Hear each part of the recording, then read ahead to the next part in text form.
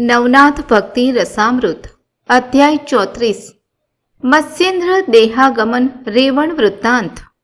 મુક્કમ કરોતિ વાચાલમ પંગુ લંઘયતે ગિરિમ યત્કૃપા ત્વમ અહં વંદે પરમાનંદ માધવમ. મૂંગાને તું વાચાળ કરે, પંગુ જો કેવા પહાડ ચડે, તારી કૃપા છે પ્રભુ, હું વંદુ નંદ માધવમ. શ્રી ગણેશાય નમઃ. ઓમ નમઃ શિવાય. મત્સ્યેન્દ્રનાથના મૃતદેહને પાછો મેળવવા માટેના ગોરક્ષનાથના અથાગ પ્રયત્નો અને અંતે સફળ પરિણામ આપણે 33મા અધ્યાયમાં જોઈ ગયા. એ ઘોર યુદ્ધમાં વીરભદ્ર અષ્ટભૈરવ તેમજ બધા દૈત્યોનું નિકંદન નીકળી ગયું. પોતાના પ્રિય ગણોના દુઃખદ વિનાશથી સદાશિવ શંકરને ઘણું દુઃખ થયું. ભગવાન શંકરની વ્યાકુળતા જોઈને ગોરક્ષનું મન ખિન્ન અને ઉદાસ થઈ ગયું. તેણે અતિ આદર અને નમ્રતાપૂર્વક શિવજીને કહ્યું, હે પ્રભો, વીરભદ્ર વગેરેને હું જરૂર સજીવન કરીશ. કૃપા કરીને એમના અસ્થિ મને આણી આપો, નહીં તો તેની સાથે જ બીજા દૈત્યો પણ સજીવ થઈને ઉત્પાત મચાવશે. ગોરક્ષનું વચન સાંભળીને શિવજી તરત જ રણભૂમિ પર ગયા. હાડકાના ઢગલામાંથી પોતાના કાન પાસે ધરીને સાંભળવા લાગ્યા. જે અસ્થિમાંથી શિવ શિવ એવો અવાજ સંભળાય તે અસ્થિને ભેગા કર્યા.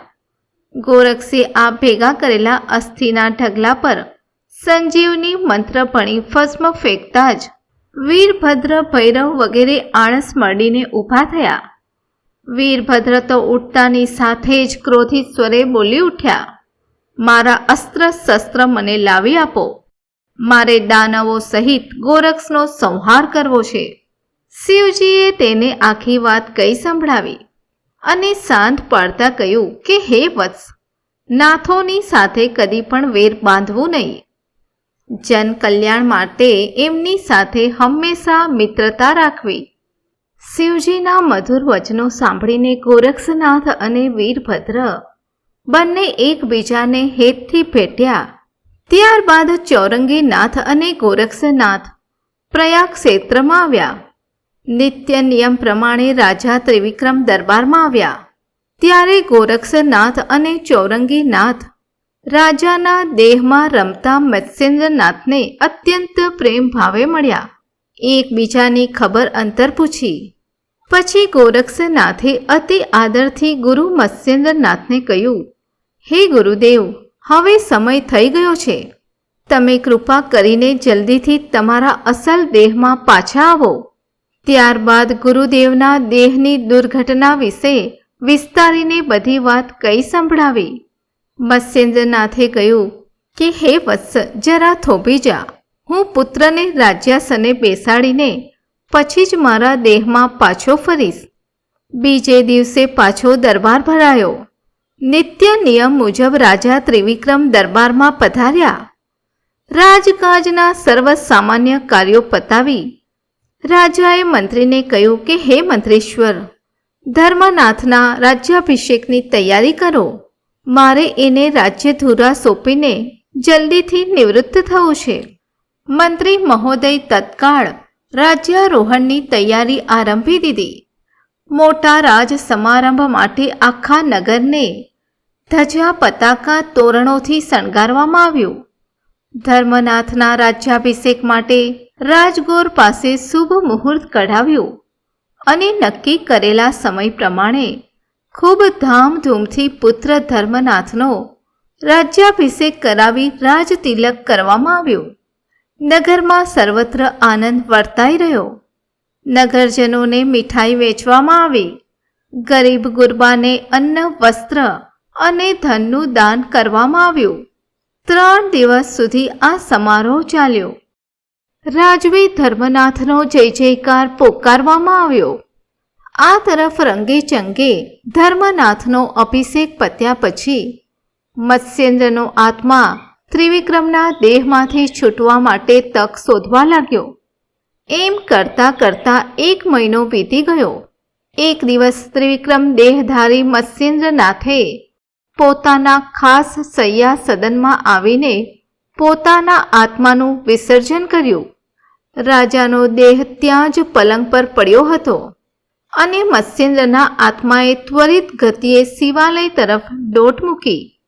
આ બાજુ રેવતી રાણીએ સહજપણે હજુ રાજા કેમ પોતાના નિજ મંદિરમાંથી નીકળ્યા નહીં એમ વિચારી રાજાના ખંડમાં આવીને જોયું તો રાજા ત્રિવિક્રમનું નિશ્ચેતન શરીર પલંગ પર પડ્યું છે.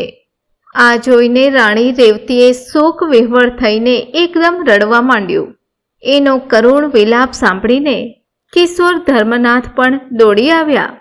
ધીરે ધીરે જનતા મારફતે આ સમાચાર શિવાલયમાં ગોરક્ષનાથ સુધી પહોંચ્યા. ગોરક્ષનાથે તરત જ જોડીમાંથી ભસ્મ કાઢી સંજીવની મંત્ર ભણી મત્સ્યેન્દ્રનાથના મૃતદેહ પર ફેંકી. એનાથી અસ્થિ અને માંસનો ભરાવો થતાં દેહ સંગીન અને સશક્ત થયો.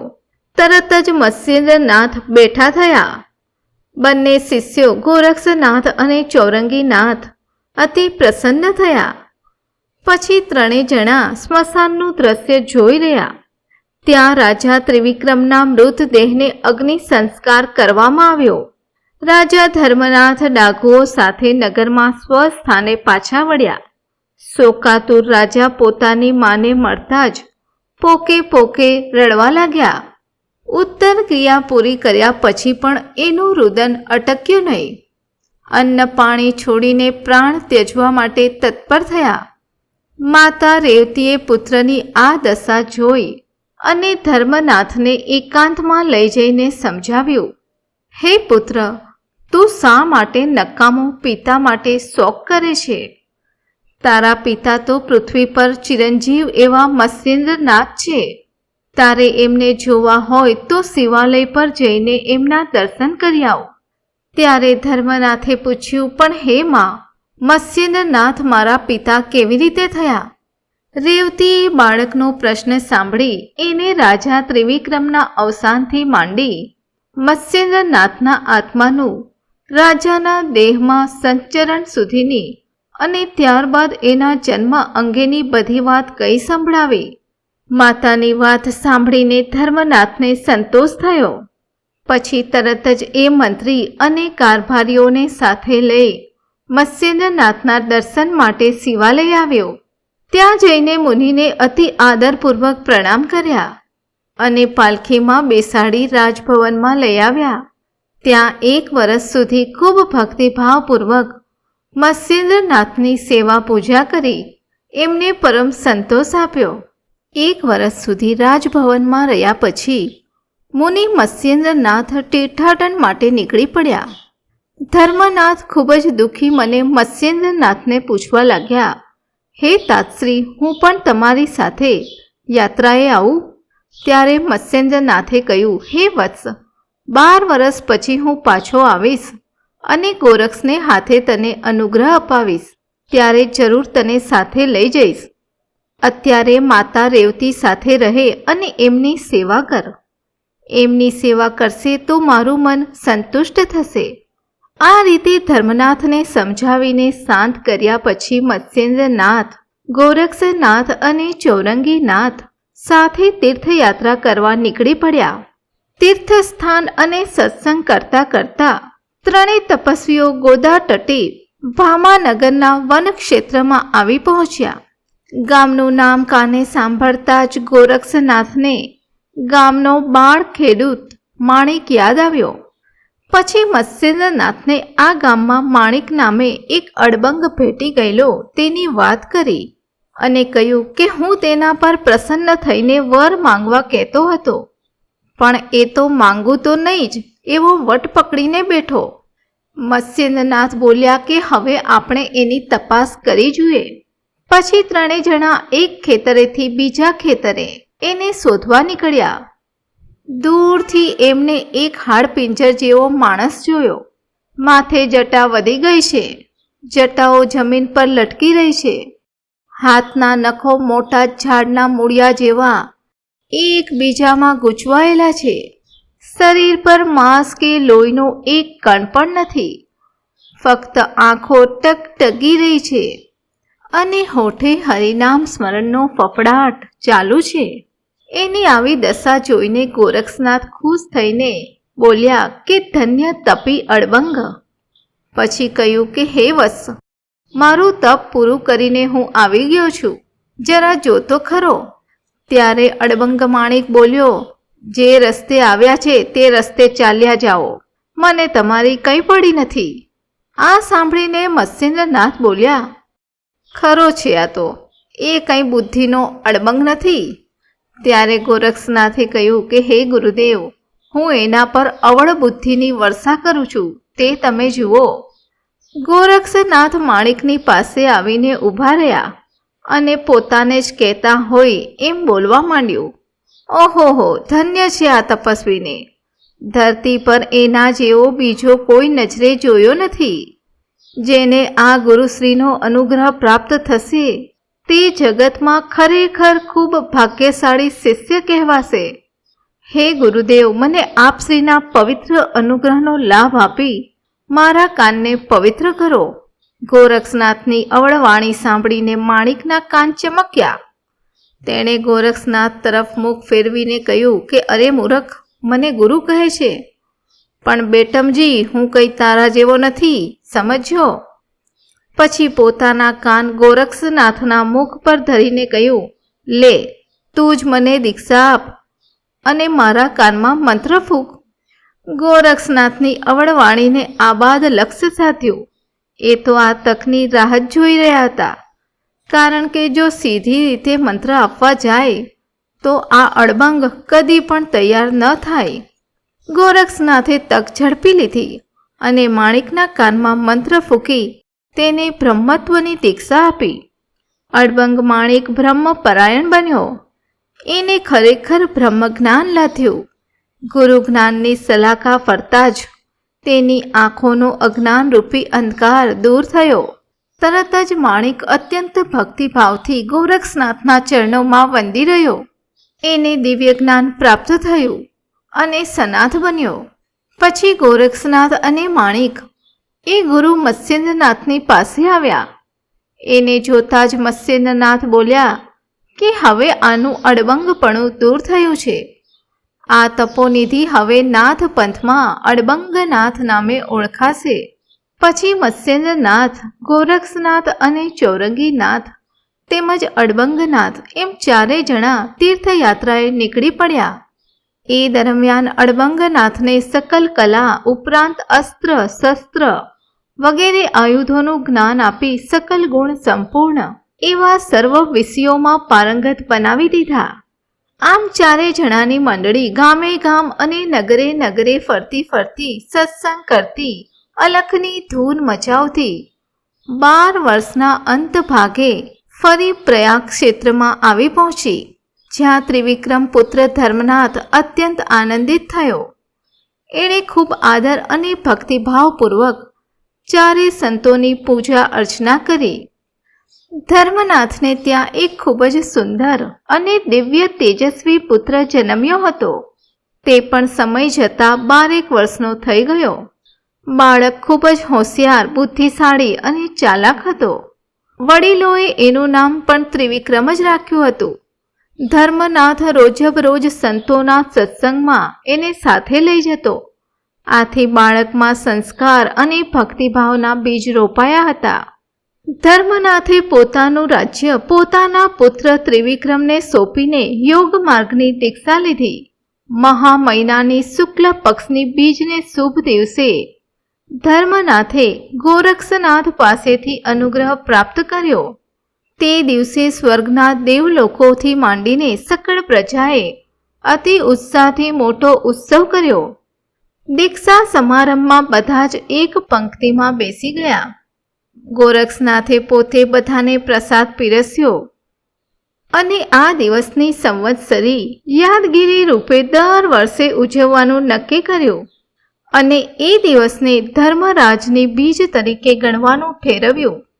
આ દિવસે સ્વર્ગના દેવો પણ પ્રસાદ લેવા પધારશે અને જે કોઈ આ પ્રસાદ આરોગશે તેની મનોકામના અવશ્ય પૂર્ણ થશે. આમ કહીને સમારંભની સમાપ્તિ કર્યા પછી મત્સ્યેન્દ્રનાથ સાથે ગોરક્ષનાથ, ચોરંગીનાથ, અડબંગનાથ અને પાંચમા ધર્મનાથ બધા તીર્થયાત્રાએ નીકળી પડ્યા. ફરતા ફરતા બદ્રિકાશ્રમમાં આવી પહોંચ્યા. ત્યાં ધર્મનાથને ટપાચરણ માટે બેસાડીને બાકીના 4 પાછા તીર્થયાત્રાએ ઉપડી ગયા. ધર્મનાથ 12 વર્ષના કઠોર તપમાં નીતિ નિયમપૂર્વક બેસી ગયા. ઉગ્ર તપ, ધ્યાન, ધારણા અને સમાધિમાં એમનો સમય ક્યાં પસાર થઈ ગયો એ ખબર પડી નહીં.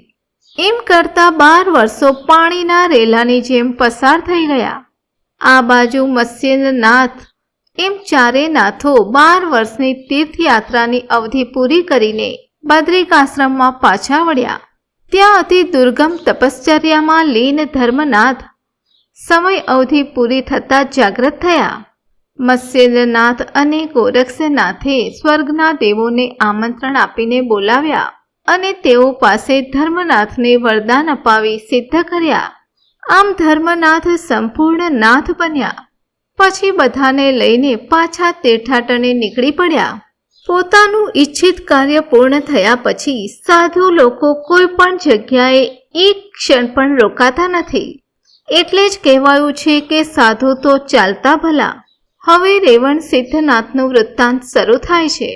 એક વેળાએ કામ વિહવળ બ્રહ્માજીનું વીર્ય સ્ખલન થતા તેમાંથી 88,000 મુનિઓનો જન્મ થયો અને બાકીનું વીર્ય પૃથ્વી પર રેવા નદીને કાંઠે રેતીમાં પડ્યું.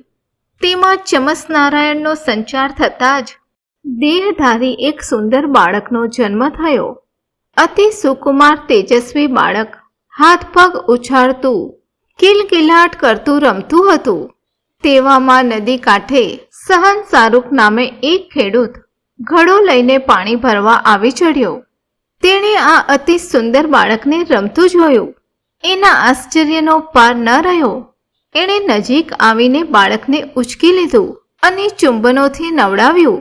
બાળક પ્રત્યે એને માયા ઉપજી અને હોશે હોશે એના ઘેર લઈ ગયો અને પોતાની સ્ત્રી ઉત્તમાને બૂમ પાડીને બોલાવી અને કહ્યું, રેવા માતાએ આપણને આ પુત્ર રત્નની ભેટ આપી છે. ઉત્તમાને પુત્ર ન હતો. એના તો આનંદની કોઈ સીમા ન રહી. એણે પતિ પાસેથી બાળકને જાણે કે આંચકી લીધો અને પોતાના હૃદય સાથે ચાપ્યો. તરત જ વક્ષ સ્થળમાં દૂધ ઉભરાયું અને બાળકને સ્તને વળગાડી પૈપાન કરાવ્યું. બાળકને જોઈને ગાંડી ઘેલી થઈ ગયેલી ઉત્તમાએ પતિને પૂછ્યું કે આનું નામ શું રાખશું? ત્યારે શાહરૂખે કહ્યું કે આ તો રેવામાનો પ્રસાદ છે, માટે એનું નામ આપણે રેવણ પાડશું. ખેડૂત દંપતીના અધડક પ્રેમની વર્ષામાં બાળક રેવણ ગળાડૂબ નાઈ રહ્યો. એના સ્નાન, ખાન, પાન અને લાલન પાલન તથા ખેલનની જવાબદારી બંનેએ ખૂબ પ્રેમ અને વાત્સલ્યથી વહેંચી લીધી. આમ ખેડૂત દંપતીના આશ્રય નીચે બાળ રેવણ મોટો થવા લાગ્યો. ધીમે ધીમે પિતા પાસે ખેતીના કામકાજમાં પણ મદદ કરતો થયો અને સમય જતાં પિતાથી પણ સવાયો ખેડૂત બન્યો. એક વખત એક અદ્ભુત ઘટના બની.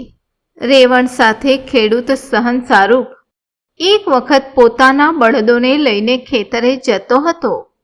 શાંત નીરવ રાત્રિમાં પાછલી રાતનો ચંદ્રપ્રકાશ પૃથ્વી પર પથરાયો હતો.